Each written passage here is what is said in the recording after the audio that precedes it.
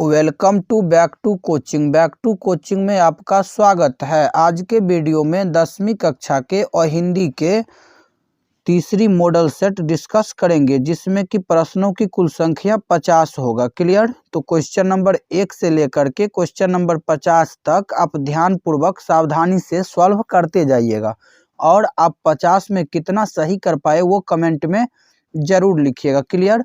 क्योंकि ये question number 1 से लेकर के क्वेश्चन नंबर 50 तक सभी क्वेश्चन बोर्ड परीक्षा को ध्यान में रखते हुए तैयार किया गया है। क्लियर?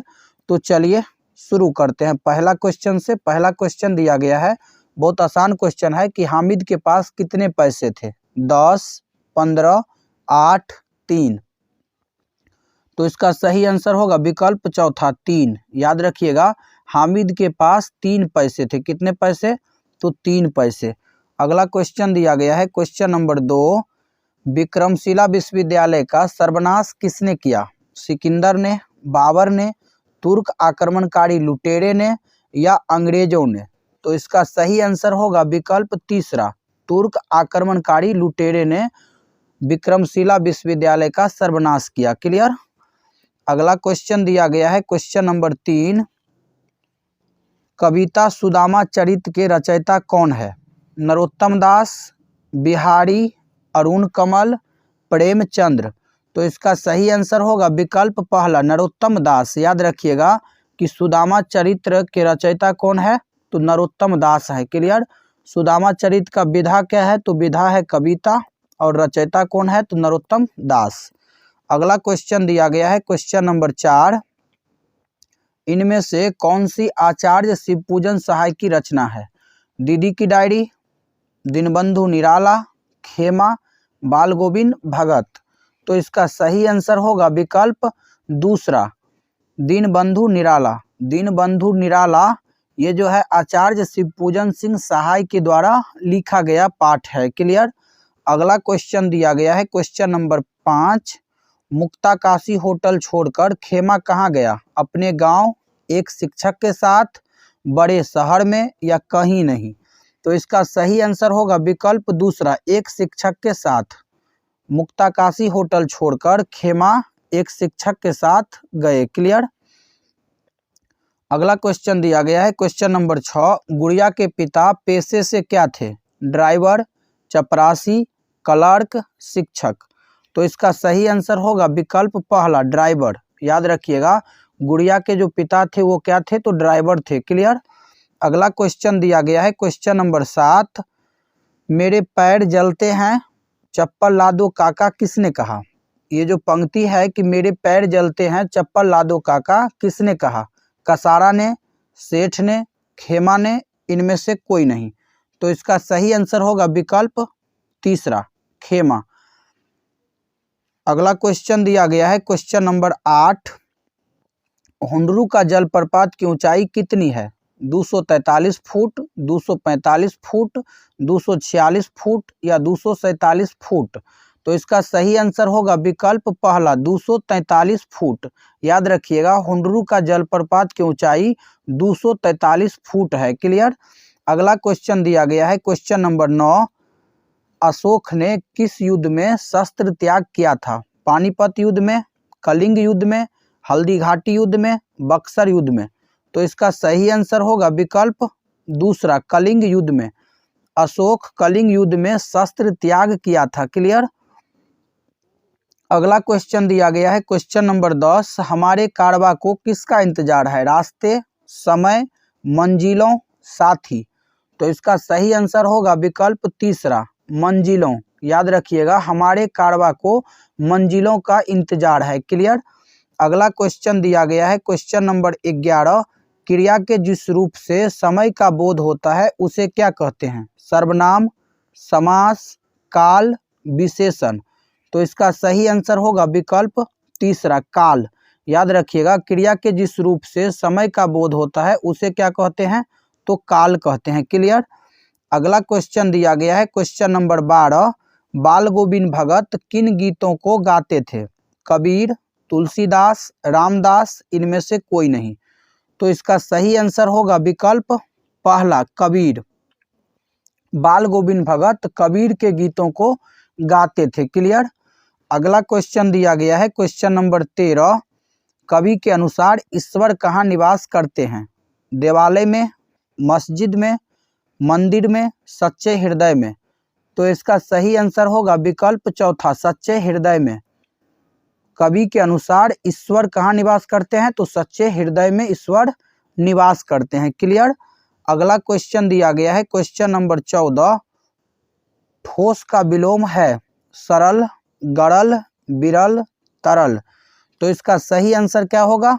ठोस का विलोम, तो ठोस का विलोम होगा तरल। ठोस का विलोम क्या होगा? तरल। तरल का मतलब होता है द्रव। क्लियर। अगला क्वेश्चन दिया गया है क्वेश्चन नंबर 15, ईर्ष्या की बड़ी बेटी का नाम क्या है? चिंता, सुखी, निंदा, ऐश्वर्या। तो इसका सही आंसर होगा विकल्प तीसरा, निंदा। याद रखिएगा, ईर्ष्या की बड़ी बेटी कौन है? तो निंदा है। क्लियर। अगला क्वेश्चन दिया गया है क्वेश्चन नंबर 16, पानी का पर्यायवाची शब्द क्या है? जल, बादल, नीरज, इनमें से कोई नहीं। तो इसका सही आंसर होगा विकल्प पहला, जल। याद रखिएगा, पानी का विलोम शब्द क्या होगा? पानी का पर्यायवाची शब्द क्या होगा? तो जल होगा। पानी का पर्यायवाची शब्द क्या होगा? कभी कभी पर्यायवाची नहीं लिख करके समानार्थी शब्द भी लिखा जाता है, तो समानार्थी और पर्यायवाची एक ही है। तो जल का पर्यायवाची क्या होगा? पानी, और पानी का पर्यायवाची जल। क्लियर।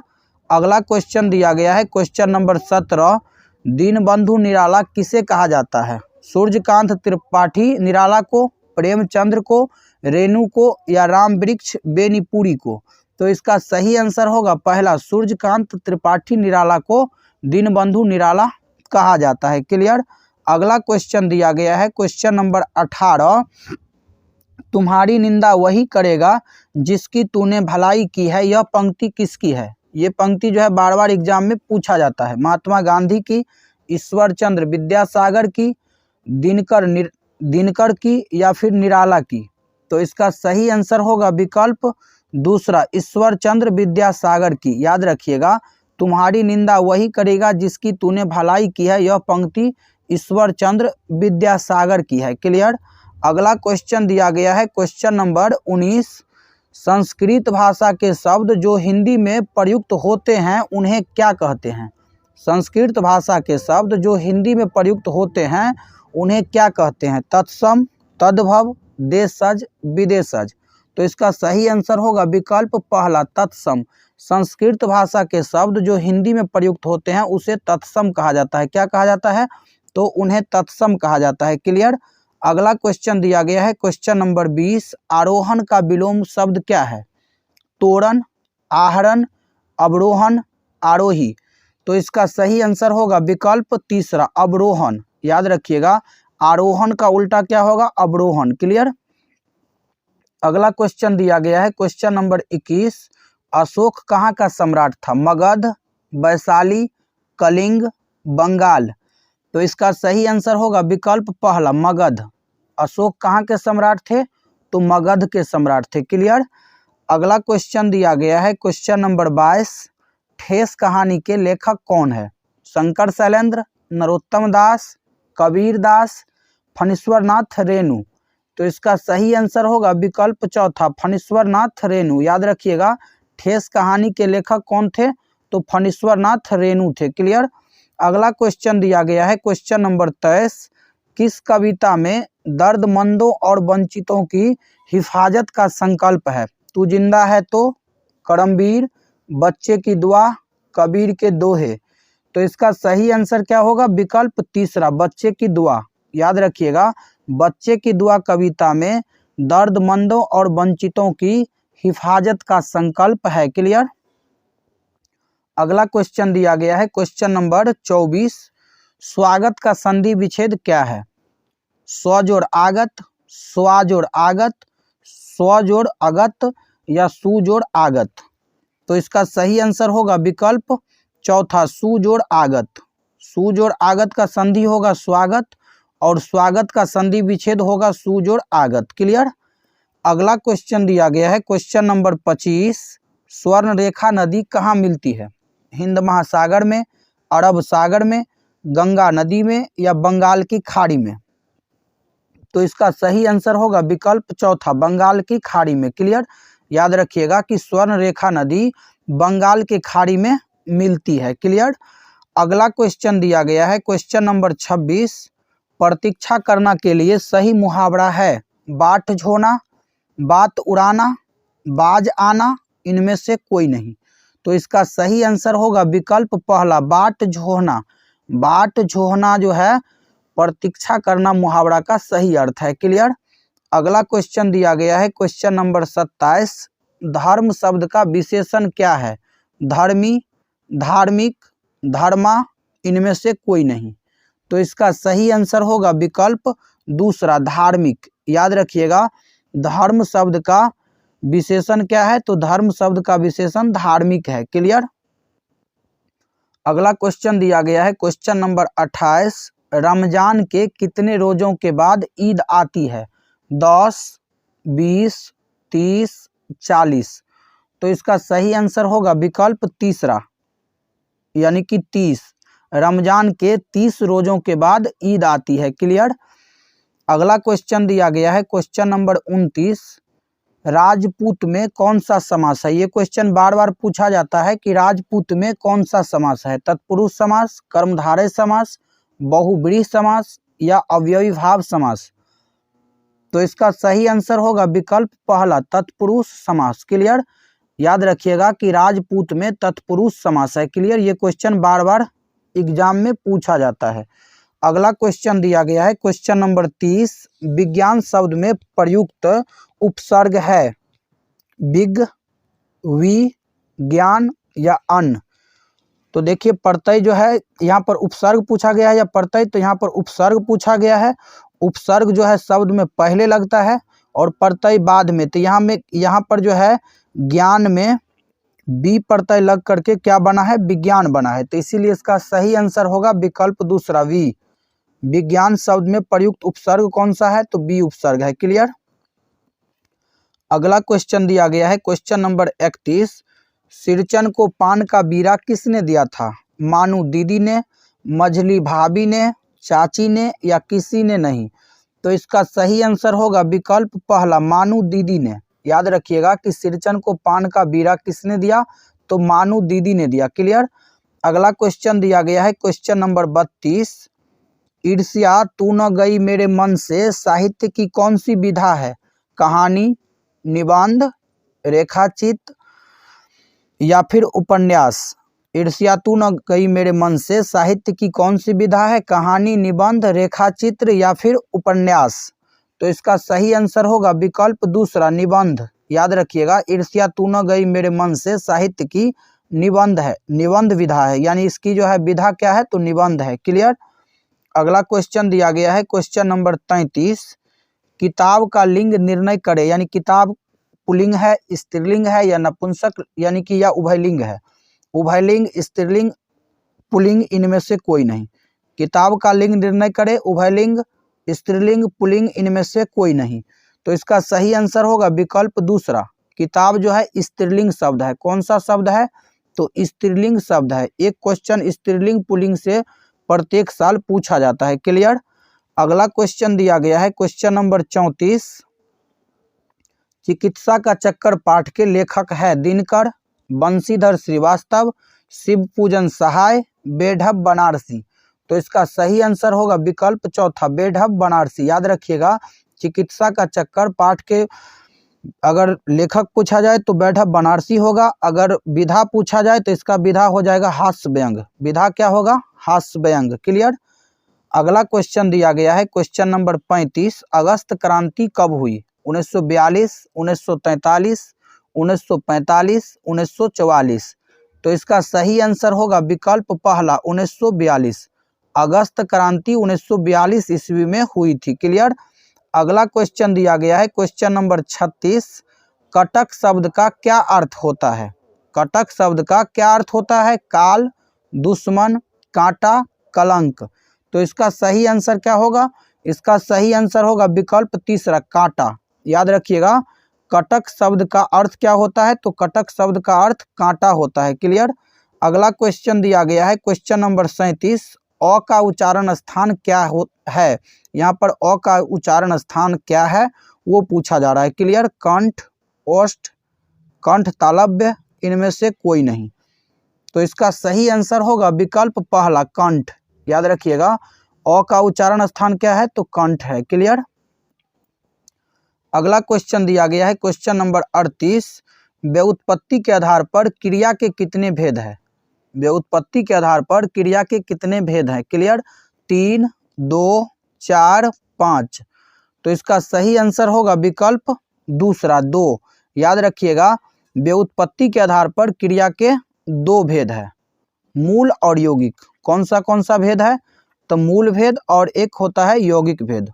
मूल और यौगिक, व्युत्पत्ति के आधार पर क्रिया के 2 भेद है, मूल और यौगिक। क्लियर, पहला भेद हो गया मूल और दूसरा भेद हो गया यौगिक।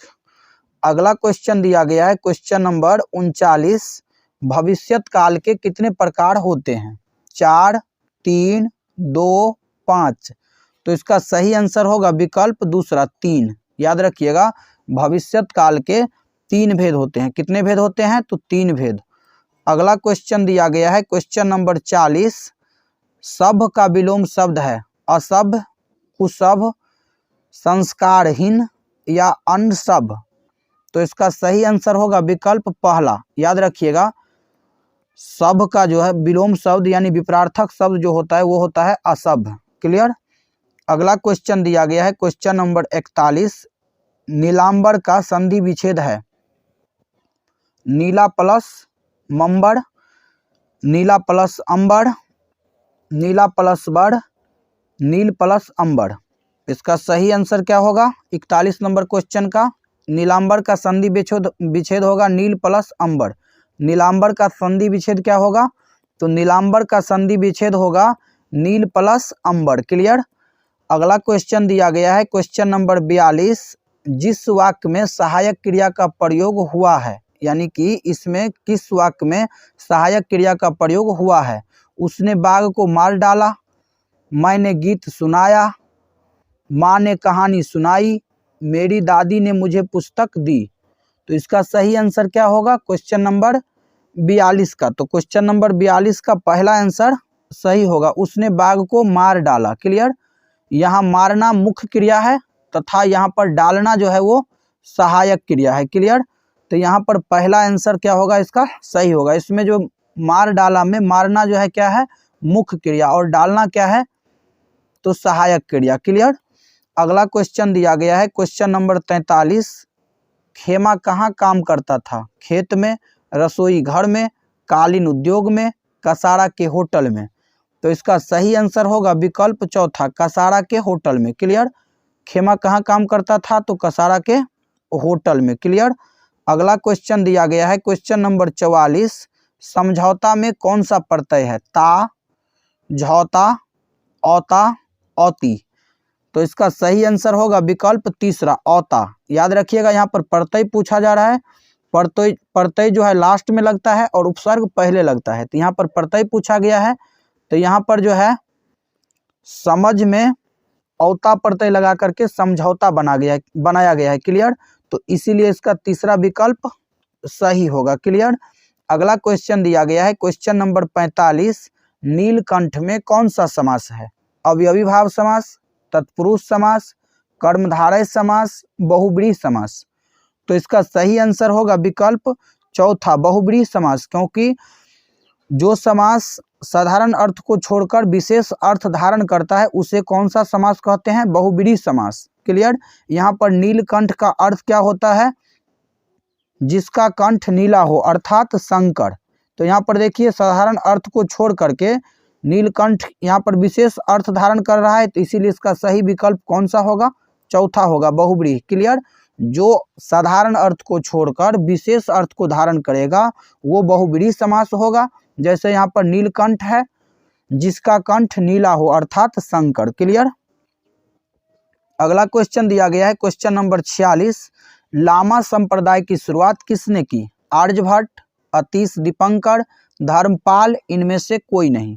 तो इसका सही आंसर होगा विकल्प दूसरा अतीश दीपंकर, याद रखिएगा लामा संप्रदाय के संस्थापक अतीश दीपंकर। और विक्रमशिला विश्वविद्यालय अगर बोला जाए तो विक्रमशिला विश्वविद्यालय के संस्थापक कौन थे, तो वो जो थे वो धर्मपाल थे। क्लियर, गोपाल वंश के शासक थे। और गोपाल वंश के संस्थापक कौन थे, तो गोपाल वंश के संस्थापक पाल वंश के संस्थापक कौन थे, तो गोपाल। यहाँ पर एक बार और देख लीजिए, लामा संप्रदाय के संस्थापक हो जाएंगे अतीश दीपंकर। क्लियर, अगर पूछा जाए विक्रमशिला विश्वविद्यालय के संस्थापक तब हो जाएगा धर्मपाल। क्लियर, धर्मपाल जो है पाल वंश के शासक थे। पाल वंश के संस्थापक कौन थे, तो पाल वंश के संस्थापक गोपाल थे। क्लियर हो गया होगा। यहाँ पर पूछा जा रहा है लामा संप्रदाय, तो हो जाएगा अतीश दीपंकर। अगला क्वेश्चन दिया गया है क्वेश्चन नंबर 47, बैराग से क्या तात्पर्य है, सदैव, संगम, बैर, विरक्ति। तो इसका सही आंसर होगा विकल्प चौथा, विरक्ति। क्लियर, बैराग का शाब्दिक अर्थ विरक्ति होता है। क्लियर, अगला क्वेश्चन दिया गया है क्वेश्चन नंबर 48, बच्चे की दुआ कविता में लेखक किसका उपासक रहने की प्रार्थना करता है, व्यापकता, सहजता, मानवता, नवीनता। तो इसका सही आंसर होगा विकल्प तीसरा, मानवता। याद रखिएगा बच्चे के दुआ कविता में लेखक जो है वो मानवता के उपासक रहने की प्रार्थना करता है। क्लियर, अगला क्वेश्चन दिया गया है क्वेश्चन नंबर 49, चक्र धारण करने वाला कहलाता है चक्रेश, चक्रधर, चक्रेशु, चक्रक। तो इसका सही आंसर होगा विकल्प दूसरा, चक्रधर। चक्र धारण करने वाला को क्या कहा जाता है, तो चक्रधर कहा जाता है। क्लियर, अगला क्वेश्चन दिया गया है क्वेश्चन नंबर 50, और ये आज का अंतिम क्वेश्चन है कि दीदी की डायरी के माध्यम से किसके महत्व पर प्रकाश डाला गया है, पढ़ने, डायरी लेखन, आलस्यता या खेल। तो इसका सही आंसर होगा विकल्प दूसरा, डायरी लेखन। क्लियर, तो आशा करता हूं कि क्वेश्चन नंबर 1 से लेकर के क्वेश्चन नंबर 50 तक आप सभी को समझ में आया होगा। तो वीडियो कैसा लगा कमेंट में जरूर बताइएगा। अगर वीडियो पसंद आया हो तो लाइक और शेयर जरूर करिएगा। अगर अभी तक चैनल को सब्सक्राइब नहीं किए हैं तो सब्सक्राइब कर लीजिए, क्योंकि यहाँ ऐसे ही ज्ञानवर्धक वीडियो लाता रहता हूँ। तो मिलते हैं अगले वीडियो में, तब तक के लिए जय हिंद, जय भारत।